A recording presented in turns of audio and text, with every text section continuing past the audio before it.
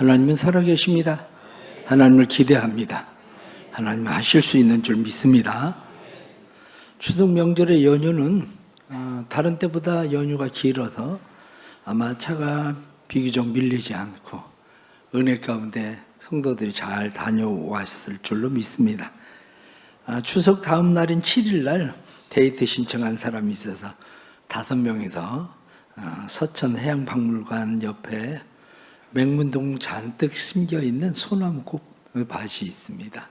바닷가도 보고 소나무길 산책도 하고 그리고 홍원항에 가서 꽃게도 먹고 그리고 춘장대에 가서 커피도 마시고 그리고 저 탑정저수지 갔더니 코스모스가 얼마나 예쁘게 큰 밭을 만들어놔서 잘 펴 있는지 거기도 들리고 함께 동행하는 사람들이 행복한 시간이었습니다. 그런데 깜짝 놀란 것은 저희가 아침 8시에 출발해서 일찍 갔는데 가서 보니까 텐트들이 얼마나 그냥 많이 쳐져 있는지 빈 공터에 텐트들이 그냥 꽉 차게 텐트들이 쳐 있어요. 그걸 보니까 오늘 아침에 온 것 같지는 않고 다 어제 왔을 거예요. 부모님한테는 안면 인사만 하고 이렇게 잠깐 인사하고 아마 애들을 위해서는 필요하다고 생각도 합니다. 그래서 자녀들 데리고 온 사람들이 그냥 해변가에 얼마나 즐비하게 텐트들을 치고 있는지 부모님들에겐 좀 아쉬운 시간이었겠다 싶은 그런 마음도 듭니다. 그래도 부모님들은 자녀들하고 함께 하고 싶은 마음이 있어서 시골 가면 막 쌀도 주고 고춧가루 주고 가지도 따주고 오이도 따주고 호박도 따주고 그런데 오다가 휴게소 다 버리고 와요. 사람들이 의외로 많은 사람들이 버립니다. 휴게소에서. 저희도 명절에 시골 갔다가 장모님이 아내에게 전화를 했더라고요. 언제 간 거냐고. 가족들이 다 사라지고 나니까 아마 허전하셨나 봐요. 언제 간 거냐고, 말도 없이 간 거냐고, 이렇게 얘기를 하시더라고요. 그래 사람들이 고향길 가는 것도 마음 가운데 즐거움이 있는 것은 누구와 함께 할 수 있다는 시간이기 때문에 즐거운 거고, 아이들이 밀리는 길도 즐거운 것은 그동안 부모님과 함께 하지 못했다가 부모님을 보고 함께 하고 또 할머니 할아버지 보러 가는 길이라 즐거울 수도 있습니다. 그런데 게임하고 싶은 애들은 왜 차가 밀리는 거냐, 왜 안 가냐, 언제 도착하는 거냐, 아이들은 투정이 많기도 합니다. 중요한 것은 누구와 함께 하느냐의 문제죠. 나보다 더 어떤 사람은 돈이나 명예, 어떤 사람은 권력, 어떤 사람은 건강과 함께 동행해 보려고 하지만 그 모든 것들은 제가 무덤 앞에까지는 가줄 수 있습니다. 그런데 그 다음은 저는 갈 수는 없습니다. 그래요? 우리가 무덤 건너편에 저 영원한 나라에 동행해 줄 수 있는 것은 주님밖에 없습니다. 우리의 삶에는 하나님이 지금도 우리와 동행하시지만 우리의 무덤 건너편에 저 나라에까지 동행해 주시는 거죠. 오늘 성경 본문 말씀 창세기 22장 설교를 하려고 하면 벌써 교회를 오래 다닌 사람들은 생각할 겁니다. 오늘 목사님이 또 여호와 일에 설교하겠구나. 그 얘기 하려고 하는 거 아니에요. 전 여러분들 예상을 뛰어넘는 일을 많이 하잖아. 그러니까 잘 들어보세요. 설교를 잘 들어보면 여호와 일에 그 얘기 하려고 목사님이 하는 게 아니구나. 그걸 알게 될 겁니다. 아브라함은 고민이 생겼습니다. 큰 고민에 빠졌는데 그것은 나이 100세에 낳은 아들 이삭을 하나님께서 번제물로 드리라는 말씀입니다. 오늘 1절 말씀을 보면 그 일 후에 하나님이 아브라함을 시험하시려고 아브라함을 시험하셨다. 때로는 우리가 삶 속에서 시험이냐 유혹이냐 그것을 어떻게 구분합니까? 그것을 구분하는 것은 절대 어렵지 않습니다. 하나님이 하시는 일은 시험이에요. 무슨 얘기냐? 하나님은 우리가 잘 되게 하려고 우리가 복되게 하려고 하나님이 우리를 시험하시는 거고 마귀가 하는 것은 유혹입니다. 마귀는 우리를 하나님으로부터 멀어지게 하고 하나님으로부터 떨어지게 하고 자빠지고 호꾸라지게 하려고 하는 것이 마귀가 하는 그러한 일. 그래서 하나님이 하시는 것은 시험이고 마귀가 하는 것은 유혹입니다. 제가 워렌 버핏을 잘 안다고 합시다. 그런데 나하고 친척 좀 되고 버핏이 제가 잘 되기를 바라고 그러는데 명절에 저를 만났더니 하는 얘기가 내가 주식 하나 추천하겠다. 내가 투자할 만한 데 하나 알려주겠다. 그리고 저에게 주식을 추천하거나 투자할 만한 건 알려주면 그건 저를 잘 되게 하려고 하는 거겠죠. 그런데 제가 사기꾼을 만났습니다. 그랬더니 사기꾼이 나한테 하는 얘기가 아주 좋은 미상장 주식이 있다. 그거 사면 대박 맞을 거다. 그거 사보면 껍질 뺏겨집니다. 쪽박 찹니다. 왜냐? 그는 나를 뺏겨 먹으려고 작정하고 달려든 거니까. 하나님이 아브라함을 잘 되게 하려고 복 주시려고 더 견고하게 하시려고 하나님은 아브라함을 시험하신 겁니다. 그런데 아브라함은 하나님의 시험 앞에서 마음이 힘들고 어렵습니다. 100세에 낳은 아들 이삭을 어떻게 하나님 앞에 바치나? 그래서 아브라함은 집을 떠납니다. 그런데 아침 일찍이 그가 떠나는데 아마 사라에게 이야기를 하지 않고 떠난 것 같아요. 아니면 거짓말을 하고 떠났든지 잠깐 갔다 올게 제사 드리고 올게 그리고 떠났든지. 왜 그렇게 했을까? 차마 사라한테 하나님의 아들 이삭을 바치래 이렇게 얘기하기 쉬운 일 아니었겠죠. 그리고 내가 믿는 그 하나님이 아들 이삭을 바치라고 이야기한 그런 하나님 정도로 사라에게 믿게 하고 싶지 않았을지도 모르죠. 그러니까 아브라함은 아들 이삭을 바치려고 간다 이런 얘기도 못하고 그냥 떠났을 겁니다. 그런데 함께 간 종들이 있어요. 함께 간 종들은 아브라함의 마음을 알았다 한들 걱정하는 것 같아도 그들은 걱정은 소용이 없습니다. 왜냐하면 예수님께서 겟세마네 동산에서 고민하고 번민해서 죽게 되었을 때 자기 제자들에게 이야기하잖아요. 내가 고민하고 번민해서 죽게 생겼다. 그러니까 너희들 나하고 함께 기도 좀 해줘라.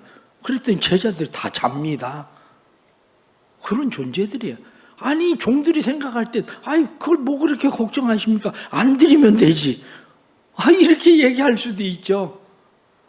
아니 종들이 생각할 때는 그건 뭐 별로 고민거리가 안 될 수도 있습니다. 그러니까 아브라함은 뭐라고 이야기합니까? 오늘 성경 본문에 나타난 말씀 보니까 5절 말씀에 너희는 나귀와 함께 여기 있어라 이렇게 얘기하잖아요. 그들은 함께 고민하고 번민할 만한 사람들은 아닙니다. 그 사람들은. 그런데 오늘 성경에 나타난 말씀을 보면 그 아들 이삭을 데리고 사흘길을 3일길을 가면서 아브라함이 얼마나 고민이 됐겠습니까? 도대체 이 아들한테 뭐라고 이야기를 하지? 이 아들이 내 이야기를 받아들이기는 할 수 있을까? 아니 내가 얘기할 때 이 아들이 도망을 가면 어떻게 하지? 차라리 도망을 가면 낫겠다. 내가 내 아들한테 이야기하기를 네가 나를 제물로 바쳐라. 하나님 나를 제물로 바치라고 그런다. 그러면 내 아들은 나를 바칠 수 있을까? 아니 그렇지 못하다면 나는 어떻게 내 아들을 차라리 내가 제물이 되는 게 낫지. 이런 생각을 하니까 아브라함의 마음 가운데 고민이 얼마나 심각한지 아브라함이 아마 사흘길을 가면서 그냥 어두운 얼굴로 침울하게 그는 그 길을 가고 있었을 겁니다. 아들 이삭은 생각합니다. 도대체 아버지가 무슨 고민이 있어서 저러실까? 나도 이제 나이가 들 만큼 들었는데 나한테 얘기를 하면 내가 아버지 짐을 져줄 수 있으면 내가 아버지 짐을 함께 져주면 좋겠는데 아버지는 아무 얘기도 하지 않고 아버지는 고민하면서 다른 때 같으면 사흘길 가면 사흘길 동안 아버지가 저러지는 않으실 텐데 이 마음이 이삭의 마음 가운데 가득합니다. 그러나 오늘 성경 본문의 말씀을 조금 더 믿음의 눈을 가지고 한번 바라보십시오. 이미 아브라함은 그동안 하나님과 교제하던 사람입니다. 하나님의 음성을 들을 줄 아는 사람이. 그러니까 하나님께서 아브라함아 내 아들 이삭을 번제물로 드려라. 이 음성을 들을 수 있던 사람이죠. 아브라함은. 그 이야기는 아브라함이 이삭을 낳고 나서 그의 믿음은 더 성장했고 하나님을 더 신뢰할 수 있는 그런 사람이 되었습니다. 25년이 지난 후에 하나님께서 100세의 아들을 주셨을 때에 이 하나님이야말로 약속을 지키시는 신뢰할 만한 분이다. 그런 마음이 왜 안 생겼겠습니까? 그런데 이삭을 낳고 나서 아브라함의 마음이 이삭에게 꽂힌 것 같아요. 하나님 보실 때 아브라함이 나를 사랑하는 것보다 이삭을 더 사랑하는 것 같은데, 이런 마음이 드니까 하나님께서 이삭을 번제물로 드려라 이렇게 시험하신 거죠. 그러나 아브라함의 마음이 느슨해진 것 같아도 하나님을 사랑하는 데는 변함이 없었습니다. 그래서 아브라함은 하나님을 사랑하는 변함없는 마음 가지고 그 아들 이삭을 하나님 앞에 바치러 간 거죠. 그런데 어쩌면 시험이 아니라 가족들이 함께 감당해야 될 시험이었을지도 모릅니다. 사라는 어떻습니까? 사라는 아브라함과 동행할 수 없다고 아브라함은 생각했어요. 왜냐하면 사라가 이삭을 얼마나 사랑하는지, 끔찍히 사랑하는 줄 아니까 아브라함은 사라에게 이야기하면 절대로 들이지 못하게 할 거야, 이렇게 생각했을 수도 있습니다. 왜? 사라는 자기만큼 믿음을 갖지 못했다고 생각할 수도 있었거든요. 사람이 살아가면서 세 가지 피할 수 없는 게 있다 그러면서 이야기하는 것이, 첫 번째는 죽음, 두 번째는 세금, 세 번째는 갈등. 그렇게 얘기합니다. 세상을 살아가면서 갈등을 피할 수는 없어요. 그런데 만약에 아들 이삭을 하나님이 제물로 드리라고 그랬다 이렇게 이야기하면 갈등의 도화선에 불을 붙이는 겁니다. 그러면 사라와 갈등이 얼마나 심각해졌겠습니까? 동행하려면 같은 곳을 같은 눈으로 바라보고 같은 속도로 갈 때 동행이 되는데, 그러니 저 사라는 나하고 동행하기는 좀 어려워, 이렇게 생각했을 수도 있습니다. 그런데 아브라함이 100세에 이삭을 낳은 건 아브라함만 체험한 겁니까? 그렇지가 않습니다. 아브라함만 체험한 것이 아니라 사라는 자기 몸으로 직접 체험한 거 아닙니까? 사라가 90살 되었을 때에 하나님께서 너 아이를 낳을 거야 이렇게 말할 때 이미 성경은 말씀하기를 사라는 월경이 끝난 상태라고 이야기합니다. 아이를 낳을 수가 없는 상태다. 그런데 아브라함은 어떻습니까? 사라가 죽었을 때 나이 127세에 사라가 죽거든요. 그러면 10살이 아브라함이 더 많았으니까 아브라함 137세입니다. 사라가 죽고 나서 아브라함은 후처를 취해요. 그들 하라는 후처를 취하는데 자식을 내일이 막 계속 낳아요. 무슨 얘기입니까? 100세 때는 아브라함이 자식을 낳을 수도 있었어. 그런데 사라는 진짜 나는 자식을 더 이상 낳을 수가 없다고 생각을 했는데 자식을 진짜 낳은 것은 누굽니까? 사라잖아. 그러면 누가 하나님을 더 직접적으로 체험한 겁니까?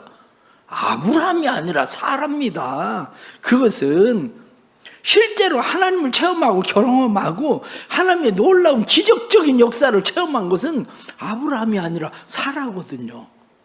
그렇게 생각하면 사라는 지금까지 40년 동안, 이때 이삭의 나이가 15살에서 18살쯤 되었을 거다 이렇게 얘기하는 때입니다. 40년을 아브라함과 함께 살면서 아브라함 곁에서 아브라함이 바라보던 하나님을 바라봤고, 아브라함이 걸어가던 길을 같이 걸어갔고, 그것뿐만이 아니라 40년 이상을 사라는 그렇게 살아서 그 이름을 원래는 사레였는데 사라, 열국의 어미가 된 사람이 누구냐면 사라거든요. 그런데 아브라함은 사라의 그 믿음을 인정했어야 되는데 인정하지 못했어요. 당신은 나보다 그렇지 못할 거야. 당신이 사랑하는 이삭을 어떻게 바치겠어? 나는 바칠 수 있지만 당신은 안 될 거야. 그리고 생각했을지도 모르죠. 갈등을 겪고 싶지 않았을지 모릅니다. 사람들이 갈등을 어려워하는 이유 몇 가지가 있는데, 첫째는 다른 사람들이 그런 이야기를 들으면 나를 싫어할까 봐 사람들은 갈등을 겪지 않으려고 합니다. 두 번째는 오해를 받을까 봐, 그런 이야기를 하는 갈등을 겪는 자체가 내가 오해받는 일이기 때문에. 세 번째는 거절을 당할까 봐 두려워해서 사람들은 갈등을 회피한다. 그렇게 돼 있습니다. 아브라함도 사라와 그런 갈등을 회피하고 싶었던 겁니다. 그러나 엄밀하게 생각하면 함께 넘어가야 할, 함께 치루어야 할 하나님의 테스트였을 수도 있습니다. 사라도 비록 마음이 아프겠지만 함께 그 갈등을 겪어가면 사라도 하나님이 주신 거니까, 하나님이 요구하시면 당연히 하나님 앞에 드려야죠. 내가 이삭을 사랑하지만 난 하나님도 사랑합니다라고 사라도 고백할 수 있는 사람이었거든요. 그런데 만일 아브라함이 가서 사라를 속이고 가서 아들을 제물로 바치고 돌아왔으면 사라가 물어볼 거 아니에요. 이삭은 어디 갔냐고. 그러면 잃어버렸다고 하겠습니까? 제물로 바치겠다고 하겠습니까? 그러면 두 사람의 갈등이 회복이 되겠습니까? 평생 갈등 생겼을 겁니다. 그렇다면. 그래요. 많은 사람들이 다른 사람의 믿음을 무시합니다. 다른 사람의 믿음, 특히 아내들은 남자의 믿음을 무시해요. 남자들이 그렇게 믿음 없는 사람들만은 아닙니다. 어쩌다가 기도하다가 마음의 감동을 받고, 그래서 하나님의 말씀을 듣고 그러면서 마음에 감동이 생겼을 때, 아, 내가 하나님 앞에 헌금을 드려야 되겠다, 하나님 앞에 이렇게 봉사해야 되겠다, 하나님 앞에 이런 일을 해야 되겠다, 아, 그리고 마음 가운데 생각이 들었어요. 그런데 대부분 무슨 생각을 하냐면, 내가 그런 소리 하면 남편이 펄펄 뛸걸, 교회도 못 가게 할걸. 그렇지만 않아요. 남편이 펄펄 뛰고 교회도 못 가게 하는 것이 아니라, 그래? 당신이 그렇게 감동을 받았으면 당연히 해야지. 하나님이 원하시면 해야지. 그래서 함께 그 길을 걸어가는 그런 남편들도 의외로 많습니다. 사람들은 그것을 경험할 때야 비로소, 아, 남편의 믿음을 내가 너무 과소평가했구나, 아내의 믿음을 내가 너무 과소평가했구나. 역시 남자가 대범하다, 남자가 큰 믿음을 가지고 있구나, 그런 것을 깨달을 때도 많이 있습니다. 이삭은 어떻습니까? 아브라함은 사흘길을 가면서 고민을 합니다. 이 이삭에게 무엇라고 도대체 이야기를 해야 되나? 무엇라고 설명을 해야 되나? 내가 하나님의 음성을 들었다고 이야기하면 이삭은 이해할 수 있을까? 그러나 자녀들의 신앙은 교회 부모나 교사에 의해 결정되는 것이 아니라 부모에 의해서 결정된다. 그게 정설입니다. 차라리 부모가 신앙생활을 하지 않으면 그 자녀들은 교회 목회자나 교사들에 의해서 신앙이 형성됩니다. 그러나 부모가 신앙생활을 하면서 이중적 삶의 태도를 보이면 그 자녀들의 신앙은 바르게 세워지질 않습니다. 오히려 부모가 신앙생활에 방해가 되는 경우를 허다하게 우리는 많이 만납니다. 이삭은 도대체 아버지가 왜 저러실까 생각을 했습니다. 아브라함은 고민을 합니다. 뭐라고 얘기를 해야 되는 거지? 그리고 고민을 합니다. 그런데 막상 그 아들을 제물로 하나님 앞에 바칠 때 성경은 9절 말씀에 그의 아들 이삭을 결박하여 제단 나무 위에 놓고, 아니 다 큰 장성한 자녀를 결박해가지고 나무 제단 위에 놓으면 아니 결박을 당할 일입니까? 아니면 그 위에 가만히 앉아있을 일입니까? 그런데 왜 그 아들은 그렇게 가만히 앉아있었을까? 아브라함이 막판에 이야기했을 거야. 야, 하나님이 너를 원하신다. 내가 너에게 늘 이야기했잖아. 너는 낳을 수 없는 자식이었는데 하나님께서 우리에게 선물로 주신 거야.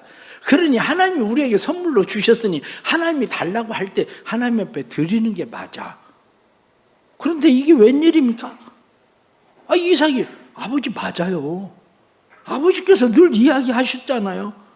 하나님께서 주셨으니 당연히 하나님의 것이죠. 하나님이 달라고 하시면 하나님 앞에 드려야 되는 게 맞죠. 아버지, 저를 제물로 드리세요. 괜찮습니다. 하나님의 말씀에 순종하십시오. 아, 그리고 자기를 하나님 앞에 드리는 이유는 하나님 앞에 순종해야 된다. 그것을 가르쳤는데, 아니 그 아들의 믿음이 그렇게 잘한 줄을 어떻게 알았겠습니까?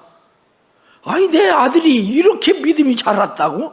아마 아브라함도 스스로 깜짝 놀랐을 겁니다.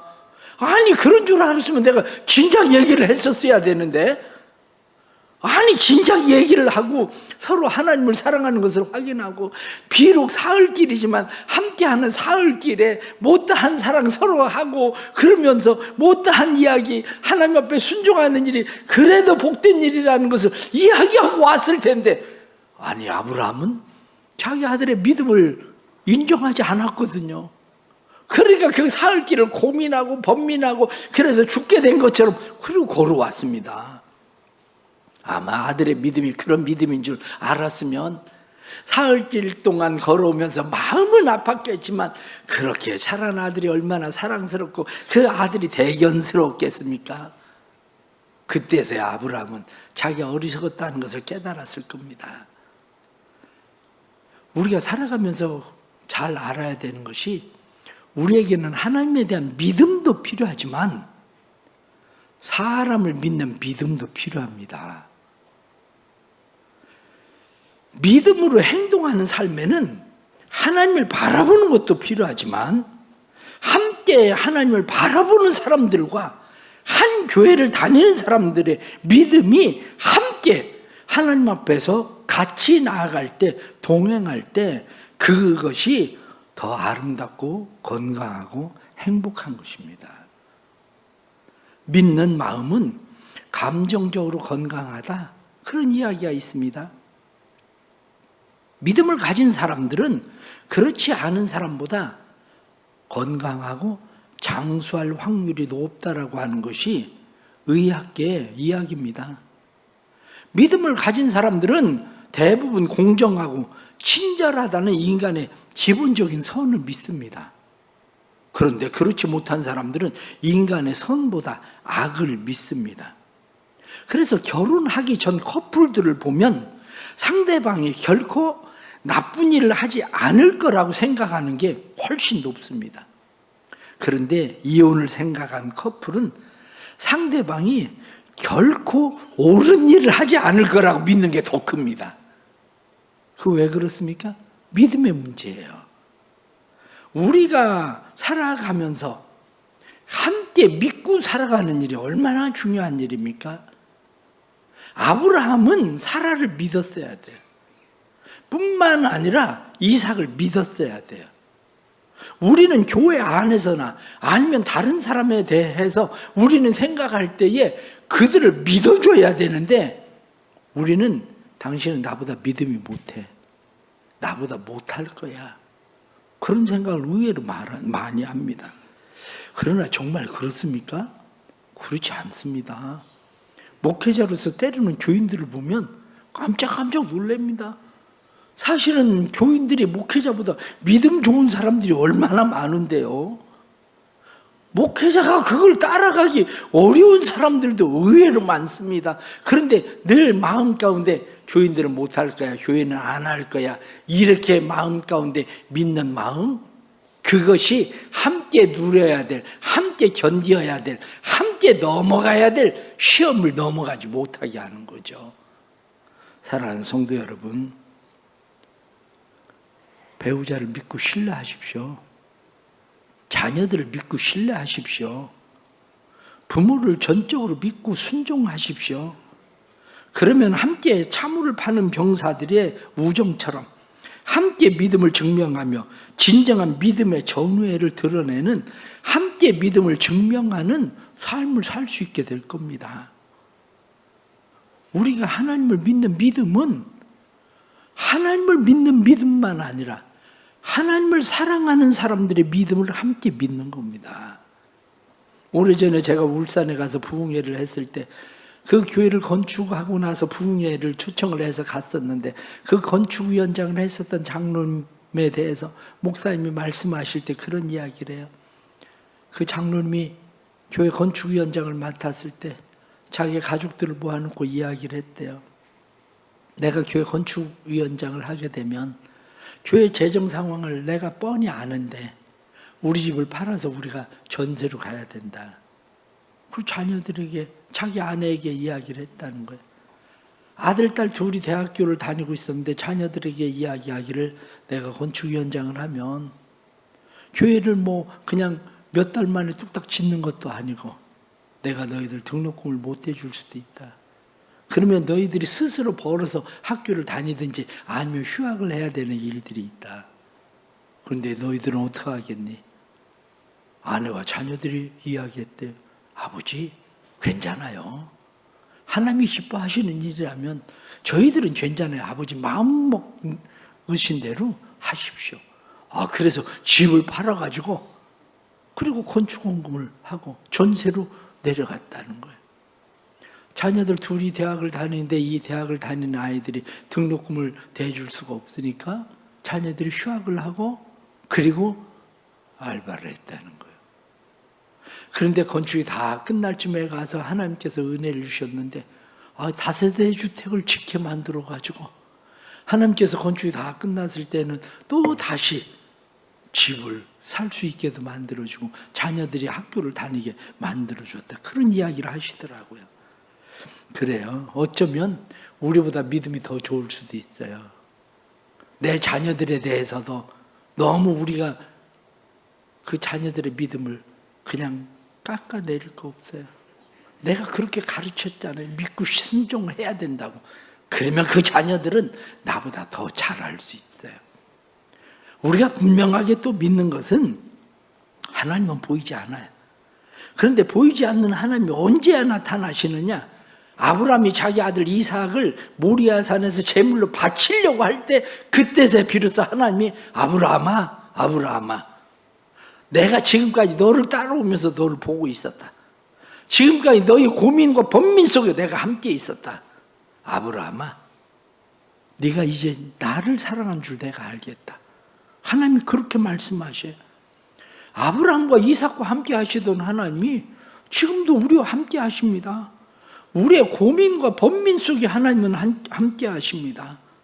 아브라함의 마음 가운데 결단했을 때 그때만 함께한 게 아니라 벼랑 끝에서 그 아들을 바치려고 할 때까지 하나님은 함께 하셨는데, 자신을 드러낼 때는 언제냐? 벼랑 끝에 있을 때 하나님은 자신을 드러내신 거예요. 우리의 삶에도 하나님은 우리와 동행하시지만 우리가 벼랑 끝에 서 있을 때에 하나님은 우리와 함께 하신 것을 드러내셔요. 하나님은 그때 우리에게 말씀하시기를, 난 너를 버리지도 않고 너를 떠나지도 않는다. 그리고 하나님께서 말씀하시는 거죠. 내가 세상 끝날까지 너희와 함께 있을 것이다. 그리고 말씀하셔요. 사랑하는 성도 여러분, 하나님이 함께 하심을 믿으시길 바랍니다. 여호와 이레 되시는 하나님은 단순히 숯불에 양을 준비시키는 것만이 아니라 여호와 이레 되시는 하나님은 아마 사라의 마음 가운데에도 준비시키셨을 수 있습니다. 이삭의 마음 가운데도 하나님은 미리 준비시키셨을 수 있습니다. 그런데 아브라함은 두려웠던 거예요. 사라가 받아들이지 못할 거라고, 이삭이 받아들이지 못할 거라고. 그러나 믿음으로 행하십시오. 그러면 그 벼랑 끝에서 하나님이 예비하신, 준비하신 일을 만나게 될 겁니다. 우리의 삶은 하나님을 바라보는 신앙이에요. 우리의 삶은 하나님을 믿는 신앙입니다. 하나님이 함께 하신다는 걸 믿는 신앙입니다. 그런데 하나님을 바라보고 하나님을 믿는다면 나 혼자 짊어져야 될 시험만이 아니라, 나 혼자 짊어져야 될 짐만이 아니라, 나와 함께 하나님을 바라보고 하나님을 믿는 사람들이 함께 짊어져야 될 짐이라는 것을 하나님이 알게 하실 거예요. 우리 사랑하는 성도들 안에 이 믿음이 생겨서 더욱더 믿음으로 가정을 세우고 자녀들을 세우고 뿐만 아니라 하나님의 선하신 뜻을 위해서 함께 믿음의 신뢰를 가지고 우리의 믿음의 걸음을 행해 나갈 때 하나님을 새롭게 만나는 은혜와 축복이 있기를 간절히 바랍니다. 기도하겠습니다. 하나님, 하나님을 기뻐하게 해 주시니 감사합니다. 사라의 마음을 예비하시고 이삭의 마음도 예비하실 하나님도 믿습니다. 때로는 신앙생활하면서 다른 사람과 갈등을 겪는 것이 두려워 남편과 자녀들과 갈등을 겪는 일이 두려워서 그저 말하지 않고 은밀하게 신앙생활을 하려고 하지만 내가 믿는 하나님이 그런 하나님이라고 보여지는 게 싫어서 그렇게 하려고 하지만 여호와 이레 되시는 하나님은 이미 그들의 마음 가운데도 예비하시고 준비하실 수 있는 하나님이시라는 것을 믿습니다. 이삭의 마음을 하나님께서 그렇게 준비시킨 줄 알았더라면 진작 이삭에게 이야기하고 남은 사물의 길을 서로 사랑하며 서로 하나님을 바라보고 그들이 걸어왔을 텐데 그것을 행하지 못함으로 하나님의 사랑을 나누지 못하고 그들은 무거운 마음으로 걸어올 수밖에 없었습니다. 우리의 마음에 은혜를 베풀어 주시고 하나님을 믿고 신뢰하게 해주시고 뿐만 아니라 사람들을 믿고 신뢰하게 해주셔서 그들 안에 있는 믿음이 함께 주의 길 걸어가게 하는 믿음 되게 해 주옵소서. 그래서 우리의 삶이 하나님의 은혜로 벼랑 끝에서 하나님을 만나는 것 같지만 삶이 행복하고 복된 믿음의 길 되게 해 주옵소서. 예수님의 이름 받들어 기도드리옵나이다. 아멘.